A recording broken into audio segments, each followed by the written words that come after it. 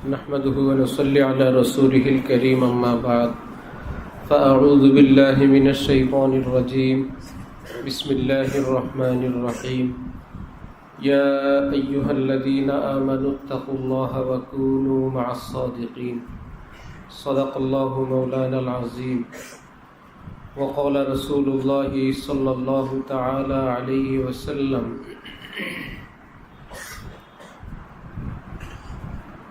اللهم إني أسألك حبك وحب من يحبك والعمل الذي يبلغني حبك أو كما قال النبي عليه الصلاة والسلام হযরত মহিউসুন্নাহ শাহ আবরারুল হক সাহেব রহমতুল্লাহ আলাইহি, যিনি ভারতবর্ষের অনেক উঁচু মানের বুজুর্গ ছিলেন, আল্লাহওয়ালা ছিলেন। হযরত হাকিমুল উম্মত মুজাদ্দিদে মিল্লাত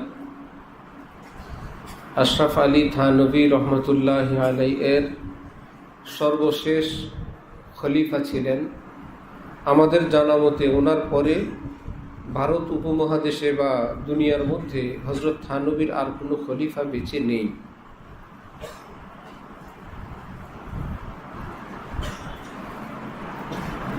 তো হযরত মহিউসুন্নাহ শাহ আবরারুল হক সাহেব রহমতুল্লাহ আলাইহি বলতেন, তালেবে ইলমের নাম ছিল তালিবুল ইলমি ওয়াল আমল।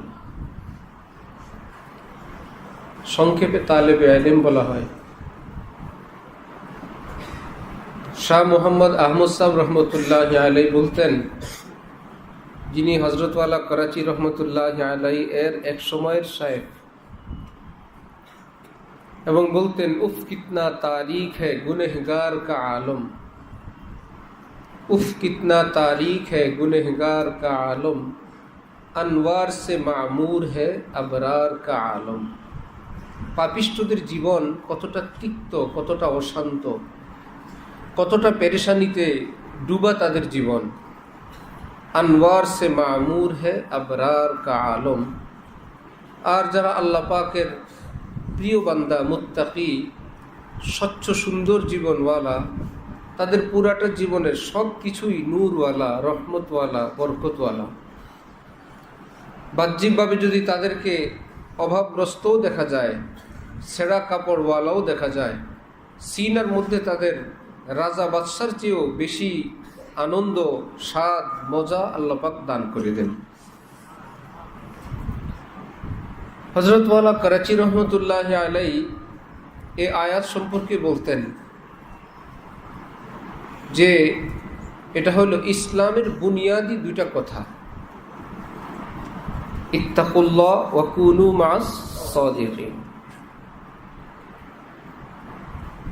এর দ্বারা বান্দা পাক্কা মুসলমান হয়, এর দ্বারা বান্দা আল্লাহওয়ালা হয়, এর দ্বারা বান্দার সঙ্গে আল্লাহ পাকের সুগভীর সুসম্পর্ক হয়, এর দ্বারা বান্দার দুনিয়া আখিরাতের সফল কাম হয়।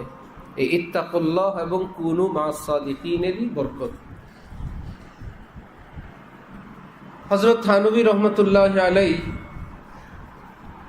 কামালাতে আশরাফিয়া কিতাবে বলেন, মাশায়েখি কেরাম যারা বান্দাদেরকে, মানুষকে আল্লাহর প্রেম, ভালোবাসা, মহব্বত শেখান, তাদের দায়িত্ব ছিল মূল মানুষকে হারাম থেকে মুক্ত করা, হারাম ছাড়ানো। এর পরিবর্তে অনেকেই আরাম থেকে মুক্ত করা শুরু করছেন। দরকার ছিল হারাম থেকে দূরে রাখে আরাম থেকে দূরে। আরাম থেকে দূরে থাকলে কে ওলি আল্লাহ হয় না, হারাম থেকে দূরে থাকলে কি হয়? আরাম থেকে দূরে আছে, হারামের ভিতরে আছে। ভালো কিছু খায় না, ভালো কিছু পরে না, কি ব্যাপার যে ভাই নফসকে আরাম দেওয়া যাবে না। হযরত মুফতি ওবায়দুল্লাহ সাহেব দামাত বারাকাতুহুমের মসজিদের খাদেম ছিল এক দরবেশ। উনি হলেন ইমাম খতিব, বাংলাদেশের বিখ্যাত আলেম, হারদি হজরতের খলিফা। উনি খাবার খান, বেঁচে যাওয়া খাবার অথবা ওনার সঙ্গে সে খাদেম সাহেব দরবেশকে খাইতে দিলে হঠাৎ খাবার মধ্যখানে প্লেটের মধ্যে পানি ঢেলে দিছে।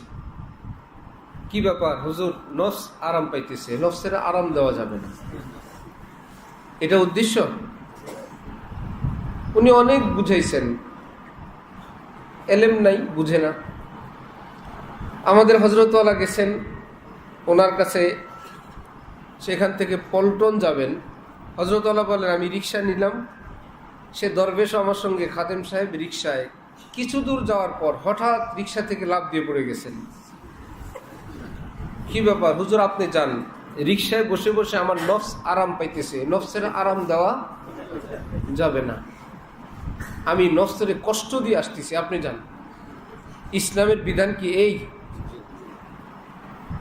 যে আরাম লাগবে, মজা লাগে, সাথে সাথে পানি ঢালো?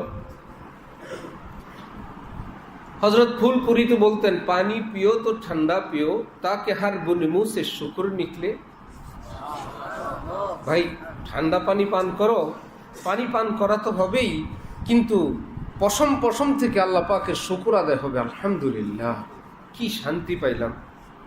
এই জন্য যেই বর্তনে পানি থাকে, পানি পরিষ্কার করে খাবার দিতে হয়। তরকারি দাও, রুটি দাও, ভাত দাও। কেন? পানিতে যদি ভাতটা লেগে যায় তাহলে ভাতের মজা কমে যাবে, পেট ভরবে ঠিক, তো কমলে কি সমস্যা?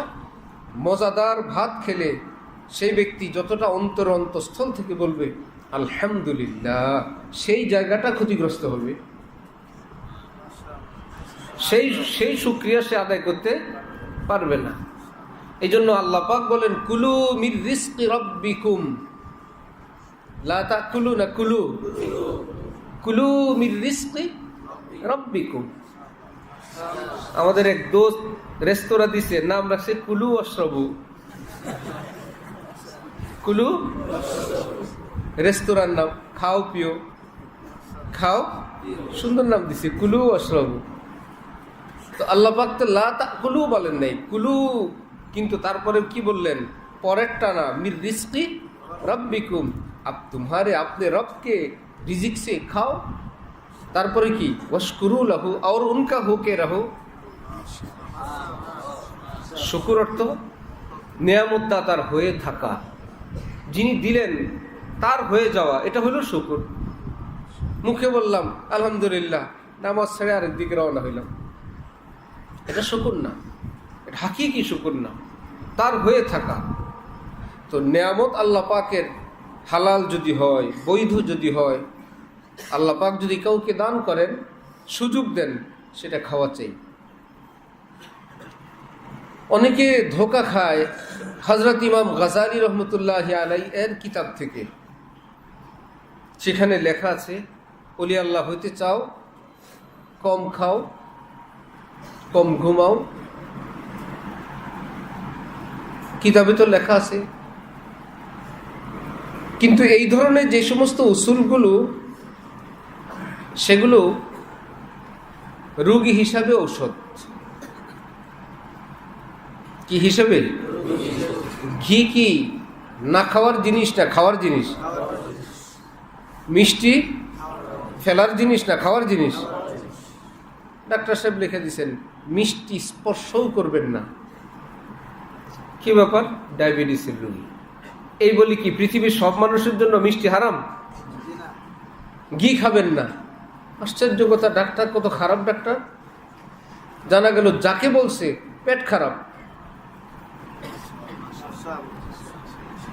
ইমাম গাজালি যেই যুগের মানুষ ছিলেন, ওই যুগের মানুষদের জন্য তিনি চিকিৎসা দিচ্ছেন। এই জন্য তাসাউফের, সুলুকের, তাজকিয়ার অনেক মেডিসিন হইল ব্যক্তি বিশেষ এবং যুগের উপযোগী করে কোরআন পাক হাদিসে পাককে সামনে রেখে যেটা মূল মাকসাদ সেটা অর্জন করার জন্য সহায়ক।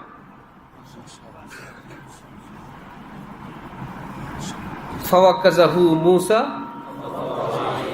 হযরত মূসা দিলেন থাপ্পড়। ওই বেচারা কি ব্যথা পাইছে না মারা গেছে? কি মুশকিল! ইসলাহের জন্য হালকা থাপ্পড় দিছেন। ফাকাযা আলাইহি, ইহকাল ত্যাগ করে চলে গেলেন। কি মুশকিল! হযরত মূসার সেই শক্তি দিয়ে থাপ্পড় দিলে যা হয়, ইয়া আইয়াতুহান নামলু দুখুলু মাসাকিনাকুম লা ইয়াহতিমান্নাকুম সুলাইমানু ওয়া জুনুদুহু ওয়া হুম লা।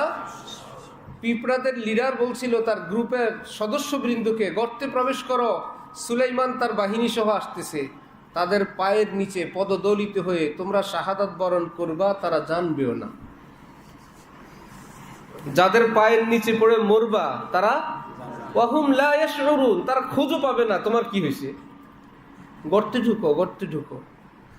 কারণ একজন মানুষের ওয়েট, ওজনের সামনে পিঁপড়ার জীবনটা এমনই, কখন মারা গেছে সে জানেও না।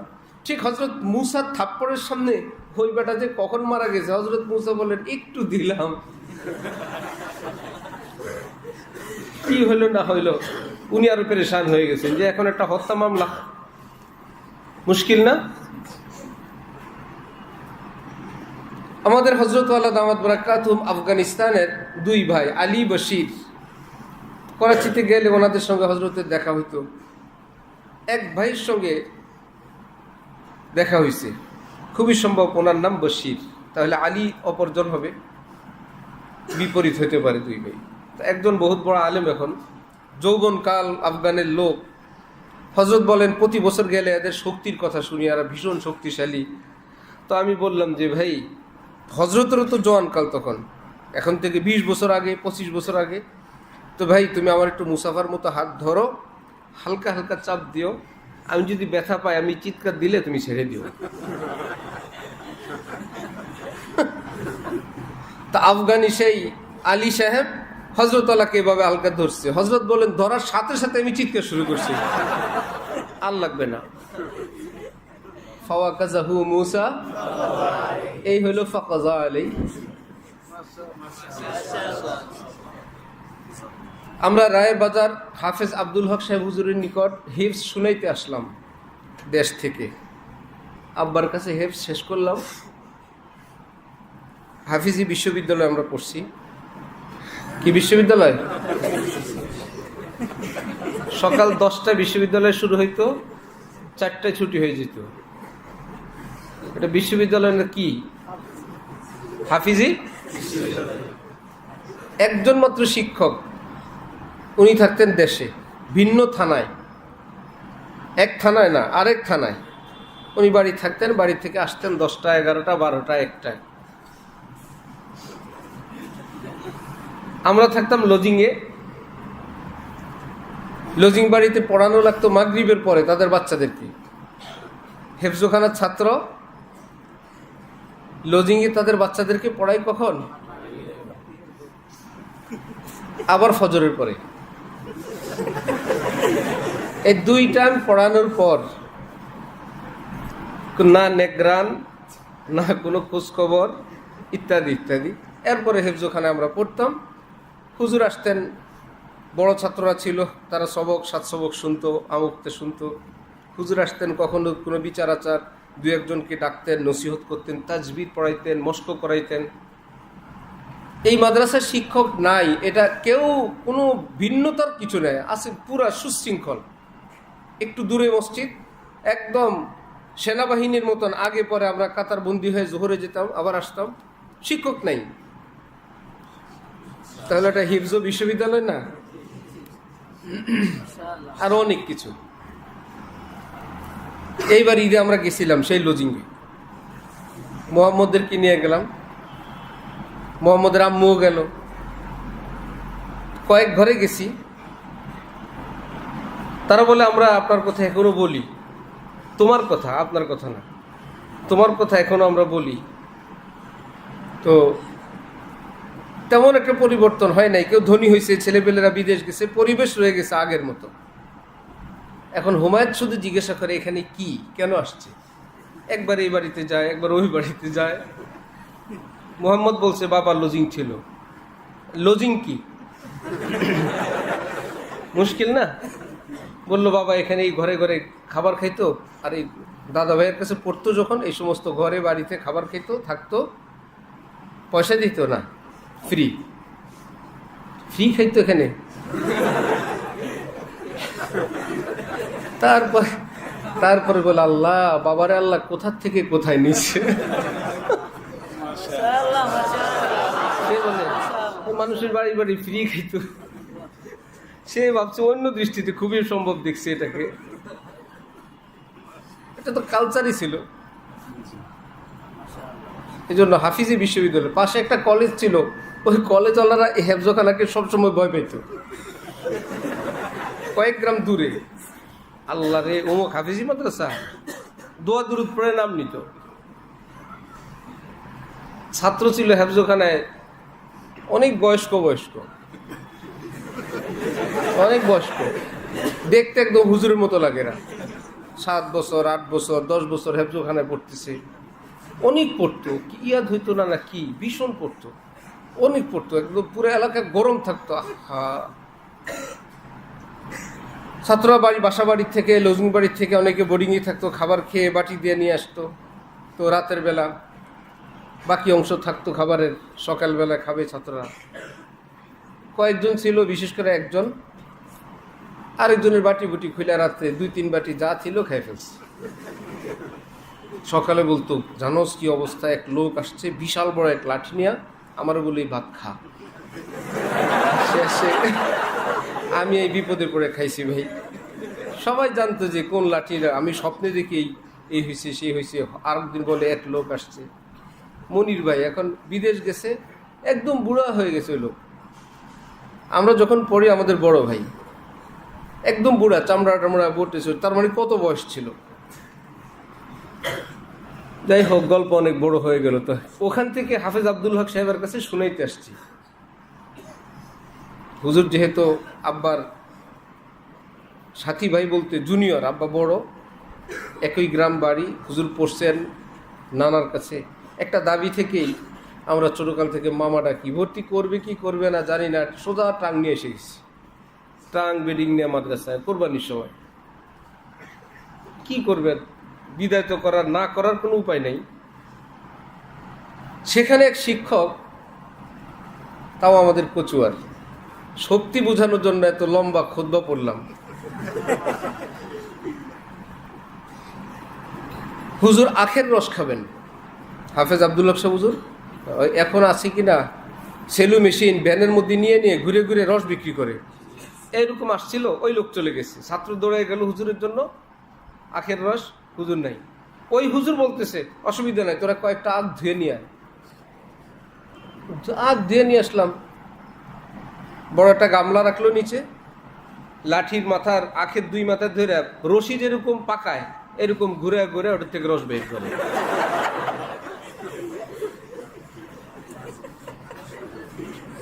এবার বুঝো, পারবা কি ঘুরবে, লাঠি ঘুরবে না হাত ঘুরবে? একটা ঘুরবে।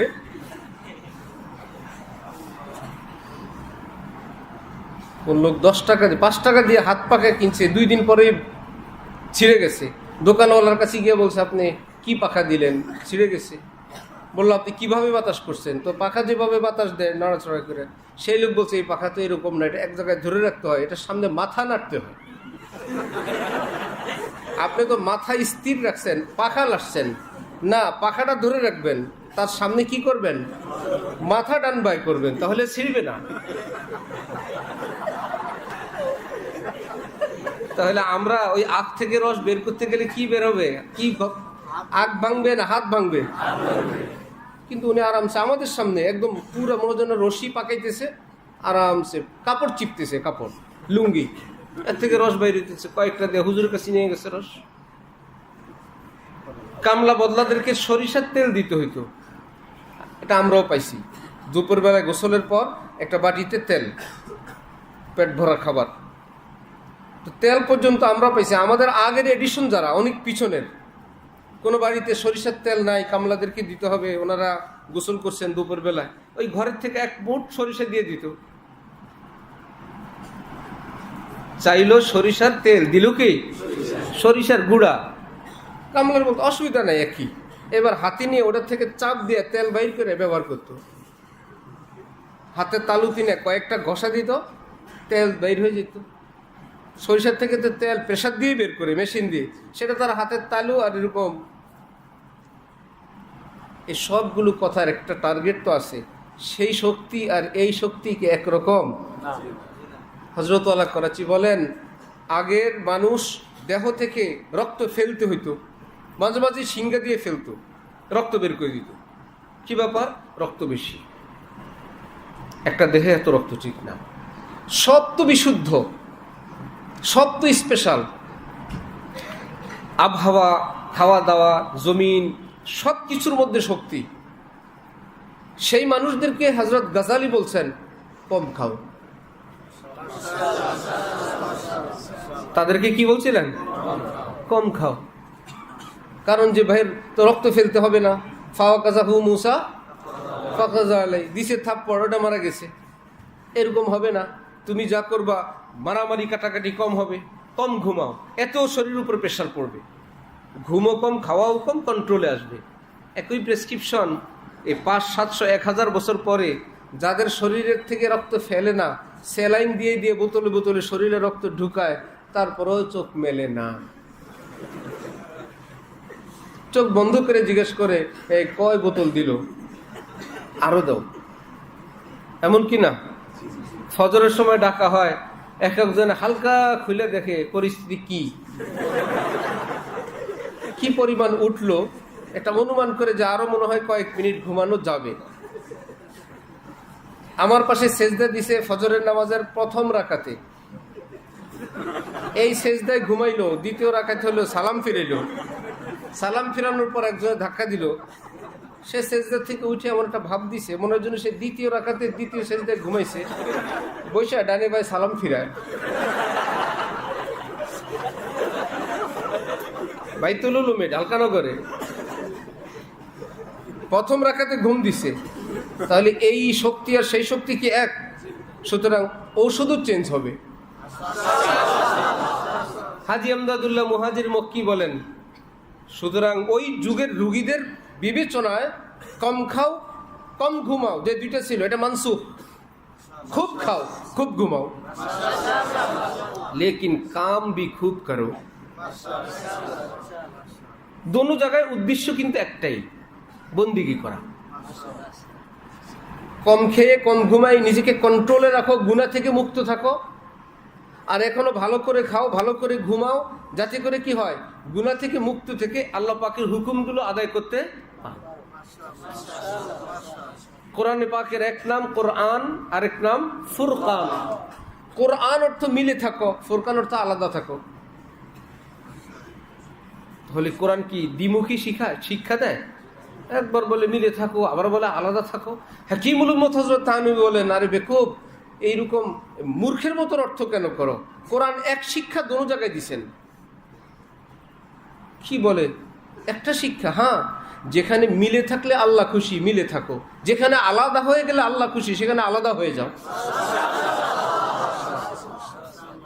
जोड़ना तोड़ना मकसूद नहीं, अल्लाह मकसूद है।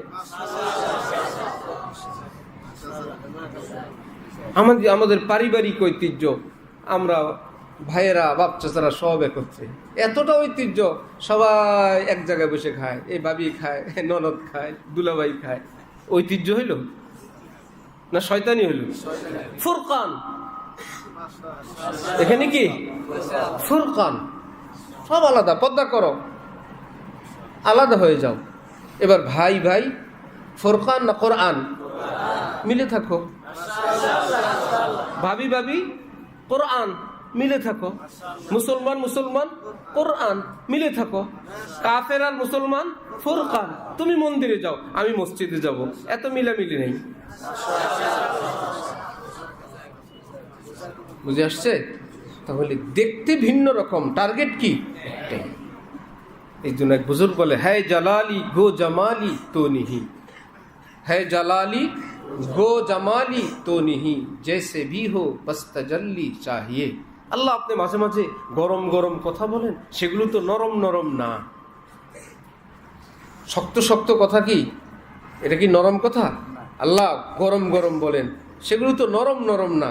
কিন্তু নরম বলেন গরম বলেন, আপনি বলেন তো আমি এতেই খুশি। আমি নরম গরম দেখি না, আমি দেখি আমার আল্লাহ বলেন। লায়লা হালুয়া বিতরণ করে, সবাই সিরিয়াল দিল, একটু একটু হালুয়া। মজনুকে সে দিছে ধাক্কা। সবাই বলে, কিরে মজনু, কিছু পাও না পাও, হালুয়াটুক তো পাইবা। যার জন্য এত পাগল, তোমাকে হালুয়াই দিল না, তুমি তার জন্য এত পাগল। সে বলল, তোমরা বুঝবা না, তোমাদেরকে হালুয়া দিছে, লায়লা আমাকে তার হাতের পরশ দিছে, ধাক্কার ছলনায়। চিন্তা করো, সবাই হাসে, মানে কি বুঝা বুঝে।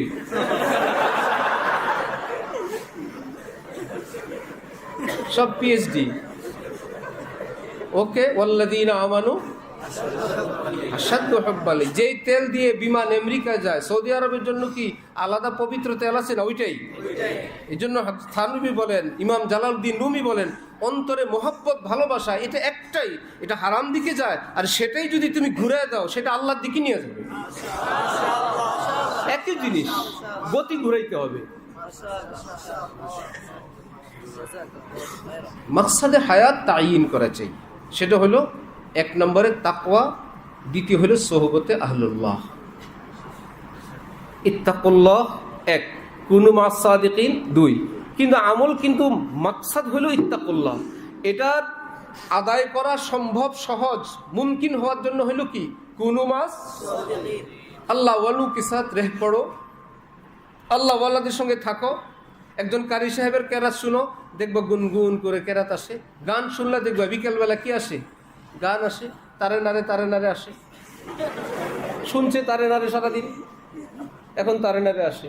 আর যদি একদম কারি বাসের শুনো, অটোমেটিক তোমার মধ্যে বাসে চোখে পানিওয়ালা কোনো মানুষ দেখো, দোয়া মুনাজাতওয়ালা দেখো, তোমারও শখ জাগবে, হায় এরকম যদি মুনাজাত আমার আসতো, সুবহানাল্লাহ, এরকম দরদ আমার যদি হইতো হবে। আরেকজন একদম ওই যে বুলবুলে বাংলাদেশের সঙ্গে থাকো, তোমার মনে হবে, হায় আমি যদি বুলবুলে বাংলাদেশ হইতে পারতাম। খরবুজা কি যে খরবুজা সে রং পকড়তি হ্যায়, আদমি আদমি বানাতা হ্যায়। সঙ্গ দোষে রঙ্গ ধরে, সঙ্গ গুণে রঙ্গ ধরে। যে যার সঙ্গে থাকে তার রং ধরে। এটা হাদিস শরীফ। কি? আল মারউ আলা দীনি খালিলি। নবীজি বলেন, মানুষ তার একান্ত অন্তরঙ্গ বন্ধুর চিন্তা চেতনার উপর উঠে যায়। যার সঙ্গে উঠে বসে চলে ফিরে, সেই সঙ্গীর গুণাবলীগুলো ভিতরে ভিতরে চলে আসে। ফালইয়ানজুর আহাদুকুম মান ইউখালিল। তোমাদের প্রত্যেকের দেখে নেওয়া উচিত কাকে সে আপন জন বানায়। সে যাকে বানাবে তার গুণাবলী কিন্তু ভিতরে চলে আসবে। এই পুকুরে মাগুর মাছ, আমি আমার পুকুরের সম্পর্ক যদি এই পুকুরের সঙ্গে করে দেই, পাঙ্গাস আসবে না মাগুর আসবে? মাগুর আসবে। সেখানে কই মাছ আসবে। সুতরাং আমার মনের দুয়ারটা আমি কার সাথে মিলায় রাখবো, সেখান থেকে আসবে। ইমাম গাজালি বলেন, ইন্নাত্তিবা তাসরিকু মিনাত্তিবা। স্বভাব থেকে চুরি করে। তুমিও আমি জানবো না, যার কাছে থাকবো, যাকে ভালোবাসবো, যাকে ভাবতে থাকবো, তার গুণাবলী বৈশিষ্ট্য নিজের মধ্যে অটোমেটিক আসবে। এই জন্য কাজ আমাদের দুইটা। এক নম্বরে তাকওয়া, এটাই মূল। এই তাকওয়া অর্জনের জন্য সহায়ক হলো আউলিয়া কামিলিনের কি? সোহবত। যেমন ট্রেন তার গন্তব্যে পৌঁছে এই দুই জিনিস দ্বারা। কি? বগিতে কোনো মোটর আছে? বগিতে তেল আছে? ইঞ্জিন আছে? ইঞ্জিন যাবে ঢাকা থেকে চট্টগ্রাম। বগিকে প্রশ্ন করা হলো, তুমি আসলা কিভাবে? বলল, দুইটা কাজ করেছি। কি? এক নম্বরের লাইনে উঠলাম, দ্বিতীয় নম্বরে নিজেকে ইঞ্জিনের সঙ্গে জুড়ে দিলাম।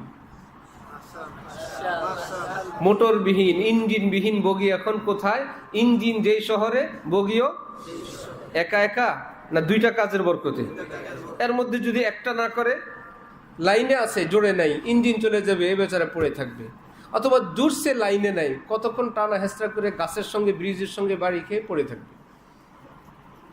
জুড়ছে ঠিক, কিন্তু লাইনে নেই, কতক্ষণ চলবে? আর বে লাইনে তো ট্রেন চলে না। এক নম্বরে লাইনে উঠতে হয়, দুই নম্বরে জুড়ে দিতে হয়। এবার দ্বিতীয় বগি জুড়বে কি ইঞ্জিনের সাথে না বগির সাথে? তো কি লাভ? তুমিও বগি, যার সঙ্গে জুড়বা সেও বগি। সে বগি বলবে, না আমার সামনের বগি আমার মতো বগি না, সে জোড়া বগি, আর আমি তোড়া বগি, আমি ভিন্ন বিচ্ছিন্ন বগি, সে সংযুক্ত বগি। সে যেহেতু ইঞ্জিনের সঙ্গে যুক্ত, আমি তার সঙ্গে যুক্ত হলে ইঞ্জিনের ফয়েজ আমিও পাবো। এবার কিছু ফার্স্ট ক্লাস, কিছু সেকেন্ড ক্লাস, কিছু ইঞ্জিন যখন চট্টগ্রাম যাবে শুধু ফার্স্ট ক্লাস যাবে, থার্ড ক্লাস যাবে না, একই শহরে যাবে। হযরত ওয়ালা করাচি বলেন, আমার ভাইয়েরা, আমাদের দুই কাজ, ইত্তাকুল্লাহ, লাইনে উঠো, সুবহানাল্লাহ, কুনু মা'আস সাদিকিন, নিজেকে আল্লাহওয়ালাদের ইঞ্জিনের সঙ্গে বাঁধো। আল্লাহওয়ালা যেখানে যাবেন আল্লাহ পাক তোমাকেও সে একই জান্নাত দান করে দিবেন।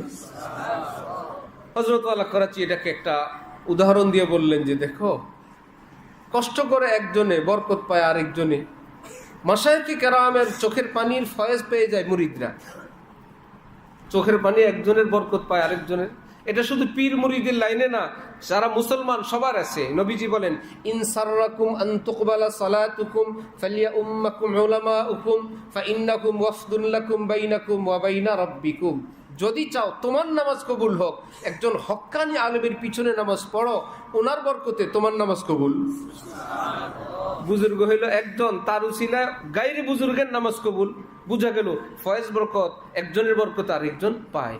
ঠিক এইরকম কোন আল্লাহওয়ালার সঙ্গে আমি জুড়লাম, তিনি দোয়াওয়ালা, চোখের পানিওয়ালা, তাকওয়াওয়ালা, সে তার তাকওয়ার সুহবতের ভাগ আমি যদি লাইনে থাকি, আল্লাহ আমাকেও দান করবেন।